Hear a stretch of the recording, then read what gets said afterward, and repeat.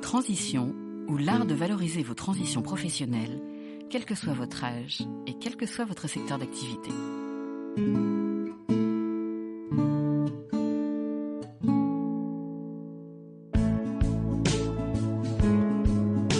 Amis auditeurs, bonjour. Je suis Mireille Garola et nous parlons aujourd'hui de transition professionnelle.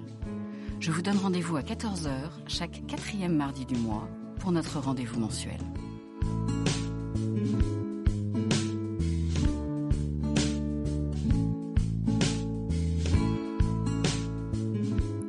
Mon invité aujourd'hui est Monsieur Hervé Descotes, qui a été pendant plus de 20 ans PDG et propriétaire de la société Le Tanner.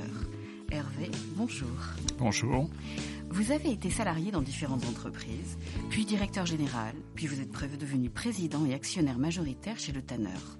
Aujourd'hui, vous siégez toujours à son conseil d'administration, plus celui d'autres sociétés, et notamment celle du Tanner que vous avez revendue. Je vous ai demandé de nous rejoindre aujourd'hui à double titre. Tout d'abord, au titre d'un patron de société qui a réussi un cycle complet sur une entreprise, c'est-à-dire son rachat, son développement, sa cotation en bourse, puis sa revente auprès d'un investisseur étranger pour la développer. Et puis enfin celui d'un deuxième titre qui est celui du serial entrepreneur, c'est-à-dire quelqu'un qui reprend à nouveau une entreprise ou qui décide de s'occuper à nouveau d'une entreprise, alors que vous pourriez très bien dire que vous allez bénéficier d'une retraite bien méritée. Donc, je voudrais utiliser vos compétences dans toutes ces capacités pour vous poser des tas de questions qui m'en sont venues à l'esprit quand j'ai vu votre parcours. Tout d'abord, est-ce que vous pourriez peut-être rapidement partager avec nos auditeurs les différentes étapes de votre carrière ? Effectivement, j'ai eu pas mal de chance parce que, est-ce que c'est de la chance d'ailleurs ? C'est un grand sujet, on va en parler, je crois. On peut se poser la crois. question, effectivement. Appelons ça de la chance en tout cas, parce que j'ai, au cours de mes études à l'ESCP, rencontré et j'admirais beaucoup un de mes professeurs de marketing. Et je me suis rapproché de lui au point que il m'a trouvé sans doute sympathique et il m'a proposé de venir travailler avec lui à la sortie de l'école. Effectivement, comme sortie d'école, c'est voilà. pas mal. Alors ça a été une chance parce que ça a été un pied à l'étrier très rapide, je dirais, puisque d'emblée je me suis retrouvé avec des missions de conseil, de formation de cadres, de vendeurs, alors que je n'avais jamais été vendeur moi-même, mais il m'avait formé pour ça.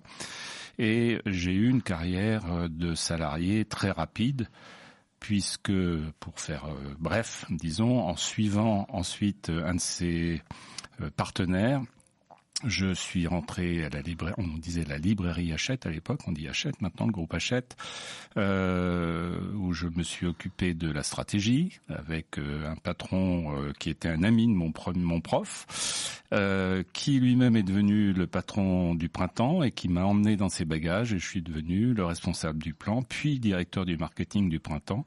Et je n'avais que 27 ans, donc c'était une carrière très très très rapide. Fulgurante. Oui, ouais. J'en ai bavé beaucoup comme salarié parce que je me suis retrouvé dans une équipe, dans un comité de direction où j'étais évidemment de très loin le plus jeune. La moyenne d'âge devait être à peu près du double de mon âge, c'est-à-dire entre 50 et 60 ans. Et j'en ai bavé, j'ai eu beaucoup de pots de banane, etc. Mais ça a été très très formateur. Voilà, donc un peu ma carrière de cadre. Ensuite, mon patron est parti. Il a pris sa retraite tout simplement et j'ai été chassé par un chasseur de tête, n'ayant plus beaucoup de motivation à rester au Printemps. Je suis devenu directeur commercial puis directeur général de la filiale française d'un groupe anglais en France. Voilà, jusqu'au moment où j'ai repris une affaire à 33 ans, 34 ans. Alors, qu'est-ce qui a été le moteur pour passer de directeur général d'une société, qui est quand même un poste assez a priori confortable ou enviable, et décider de tout remettre en question et de devenir son propre patron ? Alors d'abord, ça n'a certainement pas été le revenu, puisque quand j'ai racheté ma société,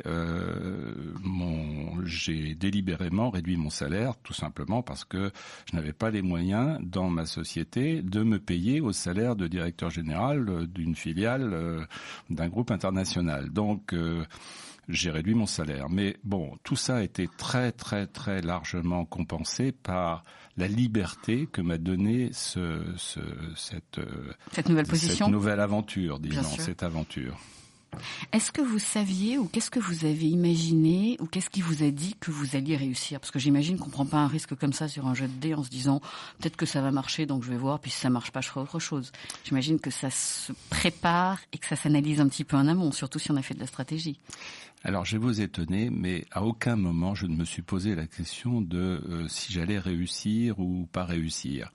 À vrai dire, c'est plutôt aujourd'hui, à mon âge, avec l'expérience et le passé, disons, que je regarde un petit peu ce que j'aurais pu faire pour mieux réussir. Mais à aucun moment je n'ai envisagé mon activité comme devant être une réussite. J'ai plutôt envisagé mon activité comme devant être la création de quelque chose, d'une œuvre, disons un peu. D'ailleurs, j'ai un ami qui est peintre et un jour je lui ai dit, écoute, finalement toi tu crées de la peinture, tu crées des œuvres d'art. Ben moi, dans une certaine mesure, j'ai créé quelque chose en façonnant, au travers d'une stratégie, au travers d'un certain nombre d'actions, une entreprise. Voilà, ben, je considérais que c'était une œuvre. Oh, c'est une très jolie définition que je retiendrai bien volontiers. Donc, vous n'avez pas dit que vous alliez réussir, vous aviez dit que vous alliez faire et que vous alliez vous faire plaisir, j'imagine, quelque part. Oui, mais ça, c'est plutôt une conséquence. Je ne l'ai pas fait non plus pour me faire plaisir. Je l'ai fait surtout pour la liberté, pour l'indépendance et la liberté. Je n'avais plus de patron, j'étais mon propre patron et ça vaut tous les bonus de la terre. Les contraintes familiales d'un entrepreneur sont quelque chose de compliqué. Comment est-ce que vous avez géré ça et comment, parce que tous mes clients me disent toujours mais je voudrais mais je ne sais pas, qu'est-ce que ça veut dire? Ce sont des contraintes lourdes, la liberté a un prix. Oui, alors bon, là aussi j'ai eu de la chance parce que mon épouse, et d'ailleurs ça a été un élément certainement important dans mon saut, disons, du salariat vers l'entrepreneuriat, s'est retrouvée elle-même, assez jeune, à la tête de l'entreprise familiale à la suite du décès de son père. Donc c'est vrai que il y a un peu de machisme dans ma démarche puisque j'aurais eu du mal à supporter longtemps de n'être que directeur général d'une société alors qu'elle-même était PDG de sa propre affaire. Prince consort n'était pas un rôle possible, c'est vrai que le côté familial là était plutôt une incitation qu'un obstacle. Bon bah écoutez, on s'est organisé. Je pense qu'on n'a pas trop mal réussi nos enfants et ce qu'ils sont devenus. D'ailleurs, ils sont chez moi en ce moment alors qu'ils ont 35 et 40 ans, mais ils sont là provisoirement, hein, évidemment. C'est rassurant. Oui. Donc, ils ne vivent pas avec moi ni avec nous, mais ils sont là en ce moment de passage, je dirais. Voilà. Mais oui, non, ça, à aucun moment notre activité professionnelle ne nous a paru un obstacle dans l'élevage, je dirais, de nos enfants, leur formation, etc. On a toujours passé des vacances avec eux, on a toujours été là tous les soirs, ou presque tous les soirs. Évidemment, on avait des déplacements, des contraintes professionnelles, mais on a été très présents. Quelles sont les grandes étapes de votre groupe, une fois que vous êtes rentré chez le Tanner, et quelles sont les difficultés ou les éléments de vrai challenge que vous avez rencontrés? Bah, il y en a pas mal. Bon, je me doute. Vous avez réussi tout le cycle, donc. Oui, enfin avec beaucoup d'embûches quand même et d'étapes, je dirais. Bon. Vous êtes rentré comme quoi, directeur général au départ, actionnaire minoritaire, non, PDG dès le début. J'étais PDG et propriétaire à 100% de la société. Pour l'anecdote. Mon choix avait été soit d'acheter un appartement, puisqu'on avait un petit peu d'économie avec mon épouse, soit effectivement de racheter une entreprise, sachant que je ne disposais pas de beaucoup de capitaux, malgré tout, et que mon vendeur, disons, m'a fait crédit. Donc effectivement, c'était une belle opportunité. Alors aussi pour l'anecdote. Quand j'ai racheté mon affaire, c'était en 1980, donc ça ne rajeunit pas. Il se trouve que toute l'organisation, enfin toutes les la structure qui s'est mise en place depuis cette époque pour faciliter les rachats d'entreprises, les transitions, etc., n'existait pas. J'ai été obligé de me débrouiller tout seul. À l'époque, il existait Paribas, la banque Paribas, qui était très prestigieuse, et qui avait de très grands clients. Et qui avait de très grands clients et pas un patron de PME. Bref, j'ai tout simplement acheté une demi-page dans Les Échos et dans Valeurs Actuelles, parce que c'était un journal qui était soi-disant lu par les décideurs. Les décideurs, voilà. Jeune chef d'entreprise cherche un patron qui veut passer la main. Voilà. L'annonce avait été rédigée par l'agence de pub de la société dans laquelle je travaillais. Je l'avais payé, je n'avais pas fait d'abus de bien social. Et j'expliquais mon parcours et que je cherchais un patron d'entreprise qui souhaitait céder son entreprise. J'ai eu, le chiffre, je m'en souviens encore parce qu'il est facile à retenir, 99 réponses. Et ce n'est aucune de ces réponses, en fait, qui m'a permis de racheter mon affaire. Mais elle a déclenché un espèce de petit mouvement, je dirais, et j'ai reçu un jour un appel d'un monsieur qui venait lui-même de créer un petit cabinet de rapprochement d'entreprise. Il avait mon âge et il me dit, écoutez, voilà, j'ai vu votre annonce, moi j'ai pas de dossier à vous proposer, mais voyons-nous quand même, c'est intéressant, je vais voir vos motivations, etc. Il se lançait, vous vous lanciez, donc vous aviez pas mal de choses à partager et à échanger. Exactement. On s'est rencontrés et puis il m'a écouté. Il était d'ailleurs un bon professionnel. Il a su m'écouter, comprendre mes motivations. Il m'a dit, écoutez, à la fin... Moi, j'ai une amie dont le père a une petite affaire de maroquinerie. Finalement, est-ce que vous accepteriez de le rencontrer? Parce que lui, il a 72 ans ou 71 ans et il veut passer la main, mais il ne sait pas comment s'y prendre et sa fille ne veut pas reprendre l'affaire. Donc, est-ce que vous accepteriez de le rencontrer? Et j'ai dit, oui, pourquoi pas. C'est effectivement quelque chose qui correspond à peu près à ce que je sais faire, sauf que c'était de la production. Donc vous saviez faire surtout de la distribution. Je sais faire de la distribution, du marketing, disons. Donc, mais la mode, c'était proche de la mode. La maroquinerie, bien sûr. Le printemps, c'était proche de la mode aussi, etc. Donc, je me suis retrouvé, effectivement, j'ai rencontré ce monsieur. On s'est plu, tous les deux. Il m'a convaincu et je l'ai convaincu. Donc le fit avec le repreneur est quelque chose de très important, vous confirmez. Oui, puisque si finalement je ne lui avais pas plu, il ne m'aurait pas fait crédit. Bon. C'est de là que vient l'histoire du crédit. Voilà. D'accord. J'avais pas de quoi payer cash la société. Et à l'époque, il n'y avait pas de fonds d'investissement, il n'y avait pas toute cette structure. Il n'y avait pas les prêts de BPI, il n'y avait pas toutes ces choses qui ont rendu la transmission beaucoup plus facile. Beaucoup plus facile aujourd'hui, bien sûr. Donc voilà, et c'est comme ça que je me suis retrouvé donc à racheter cette affaire, qui était une petite affaire. Elle faisait à l'époque 16 millions de francs de chiffre d'affaires, donc je sais pas combien ça fait en euros, ça. Pas beaucoup. 3 millions d'euros, même pas, même pas 3 millions d'euros.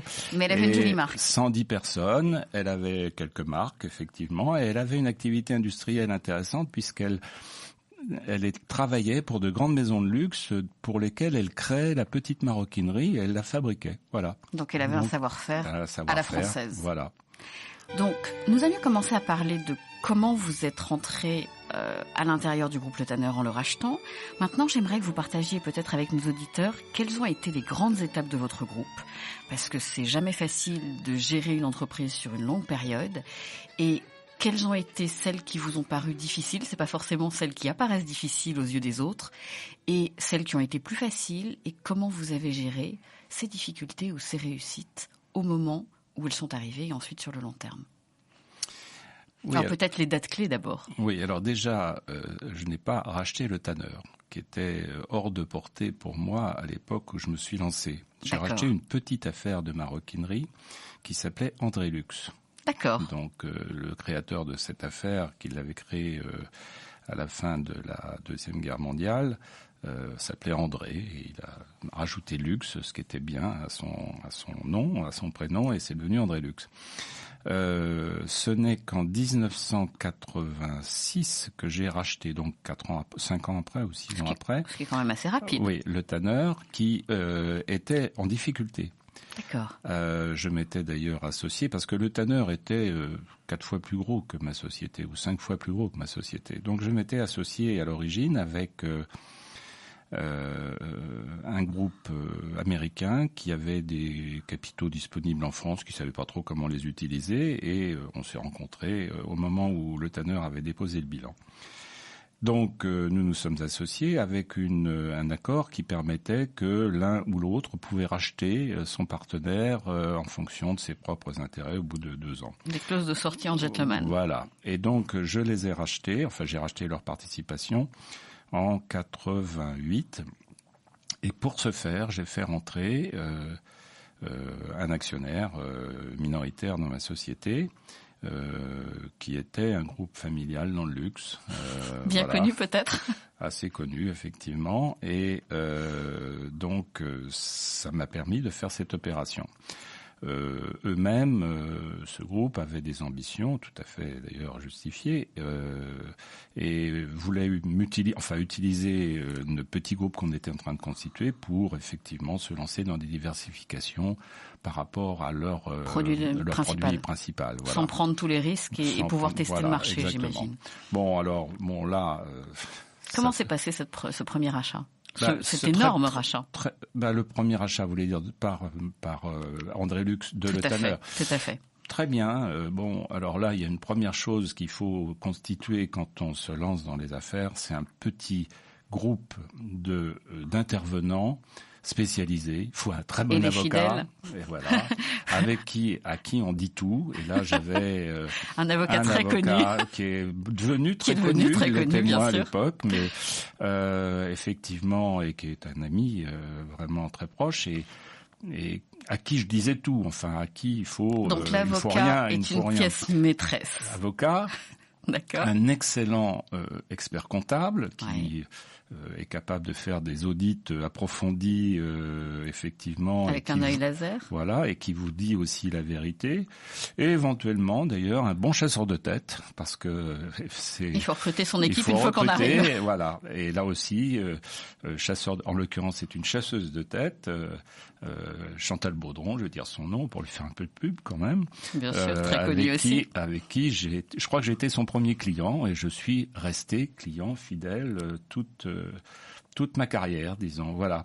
Donc avec une équipe de gens sur qui on peut se reposer, c'est extrêmement important. On n'arrive pas à tout faire tout seul, ça c'est évident. Donc vous avez constitué le noyau de votre réussite à ce moment-là. Oui, je pense, oui. La sortie de votre co-actionnaire s'est passée comment? Facile, difficile? Alors non, c'est moi qui suis sorti. D'accord. Parce que je me suis retrouvé à un moment dans une crise qui me dépassait complètement de mon actionnaire avec un de ses propres partenaires. Et vous étiez dans la position du sandwich très désagréable? Voilà, exactement. D'ailleurs, j'étais convoqué par la tranche du dessus de temps en temps et par la tranche du dessous de temps en temps aussi, qui me disait du mal de l'autre tranche. Voilà. Très agréable quand on est chez soi en plus. Et donc, ça m'a amené à finalement à partir et à empocher entre guillemets le prix de vente du solde des actions que je détenais. Et je suis sorti de la société à ce moment-là. D'accord. Voilà. Et puis j'ai envisagé d'arrêter de travailler, tout simplement. Je vais avoir à l'époque, c'était en 92, je crois à peu près. 91-92, donc j'avais 46 ans.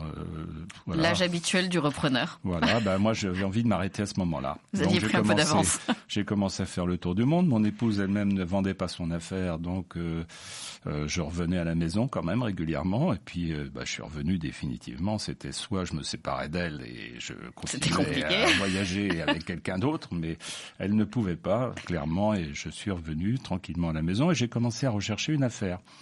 Voilà. Et donc cette affaire a été... Alors, il se trouve que comme j'avais vendu à la fois d'abord une minorité, puis ensuite la majorité, puis ensuite le solde de la société, j'avais de l'argent. Bien sûr. Donc j'ai fait à ma petite échelle un petit fonds d'investissement et j'ai pris des participations dans plusieurs sociétés, dont une société d'ailleurs très connue maintenant de tourisme qui s'appelait Terre d'Aventure. Oh oui. Voilà, et avec un associé, d'autres affaires, voilà, et dans lequel nous étions associés avec des fonds d'investissement d'ailleurs. Et un des fonds avec lesquels nous étions associés m'a proposé de reprendre une affaire qui était en difficulté, enfin pas de la reprendre, mais d'en reprendre la direction. D'accord. Ce que j'ai fait, c'était une affaire de prêt-à-porter féminin qui était en très très mauvaise position. Je l'ai reprise, j'ai repris la direction, la présidence de cette société. Je l'ai pratiquement redressée, disons, je ne veux pas non plus me vanter d'avoir fait des exploits. Vous êtes revenu dans le gras du résultat net. Et à ce moment-là, elle a été cédée, voilà. Et donc moi je suis reparti, et il se trouve, et je suis parti parce que, alors qu'on me proposait de continuer à la diriger, mais que ça ne m'intéressait pas, on m'a proposé de racheter mon ancienne société, le Tanner, voilà. Donc le parcours d'un entrepreneur, c'est vraiment un parcours compliqué. Oui, beaucoup d'obstacles et beaucoup de sauts de moutons. Donc vous êtes revenu dans le Tanner. Oui, voilà. Et vous êtes revenu pour quelle raison et pour y faire quoi? Alors au début je ne voulais pas. Et puis, à la suite de circonstances un peu particulières, je pense que c'est l'attachement que j'avais pour les équipes et les gens de cette société, qui était passée donc de 110 personnes, comme je vous le disais, au moment où je l'ai racheté, à un moment on a été pratiquement 1000 personnes en France. Alors là, on était retombé à 600 ou 700. Donc, je me sentais quand même responsable un peu de toutes ces équipes. Et bon, c'est vrai qu'ils m'ont aussi fait pas mal d'appels du pied pour que je revienne. Donc, je suis revenu. Voilà. Donc, l'envie de créer à nouveau et l'envie de façonner à nouveau. Voilà. Alors, les étapes ensuite, c'est pas facile quand on reprend une société, quand on revient en plus. Surtout qu'elle était à nouveau, elle était redevenue en difficulté à ce moment-là. Oui. Donc, à la suite de circonstances qui n'avaient rien à voir d'ailleurs avec les actionnaires en place. Conditions de marché, conditions de positionnement, plein de choses. Conditions de contrat rompus dans des conditions un peu difficiles, disons. Mais bon, donc je suis revenu et puis j'ai eu la chance justement de renouer le contact avec le contrat qui avait mis l'affaire en difficulté et puis de redémarrer. Alors là, si vous voulez, je pense qu'aujourd'hui, beaucoup plus encore que l'époque que que l'expérience que j'ai pu vivre personnellement, il y a des chamboulements terribles dans les marchés, dans la distribution. Et ça arrive tous les jours. Et depuis 2009, ça s'est encore accéléré. Ça s'accélère à toute vitesse. Comment on fait en face de ça? Eh bien, il faut être malin, il faut s'adapter, il faut évoluer. Je ne sais pas comment on s'adapte. Il faut rester à l'affût. Il faut être extrêmement vigilant sur l'évolution du marché. Je suis frappé, par exemple, il se trouve que je préside le comité d'engagement d'une association qui aide les jeunes créateurs, justement, dans la filière cuir, et qui s'appelle ADC, au-delà du cuir. Et je suis frappé de voir que ceux qui réussissent le plus vite sont ceux qui ont une présence sur Internet, par exemple. Oui. C'est un constat stupide à faire à notre époque, mais c'est une réalité que je vois tous les jours. Enfin, et je pense qu'aujourd'hui, effectivement, ça remet en cause tout un tas de postulats et d'habitudes qu'on avait. Par exemple, il fallait, quand on lançait une marque, ouvrir un point de vente. Bon. C'est plus fermement le cas, on les ouvre après maintenant. On les ouvre après et on teste d'abord le produit et on investit ensuite. Voilà. Est-ce que vous pensez qu'aujourd'hui, il y a encore de très belles entreprises à reprendre? Parce que tout le monde dit que le marché n'est plus en France. Des dizaines de milliers. Est-ce que vous pouvez donner un peu d'espoir à nos auditeurs là-dessus, qui se disent, en fait, il y a de l'artisanat et c'est la seule chose qui reste et moi je suis un chef d'entreprise? Je voudrais votre avis de serial entrepreneur sur ce sujet. Oui, alors écoutez, je pense que d'abord, personnellement, j'avais fait une école de commerce, comme je vous l'ai dit, le SCP, et je n'avais pas une formation d'ingénieur, et encore moins d'informaticien. Pour moi, il y avait une évidence, il fallait reprendre quelque chose qui existe pour essayer de le développer. En étant modeste, d'ailleurs, il ne faut jamais penser qu'on fera mieux que celui à qui on a racheté l'entreprise. Première règle. Voilà.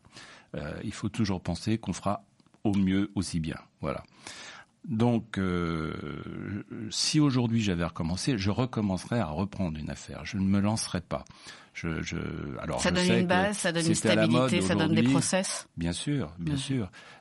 Et là, pour le coup, on peut véritablement utiliser son expérience.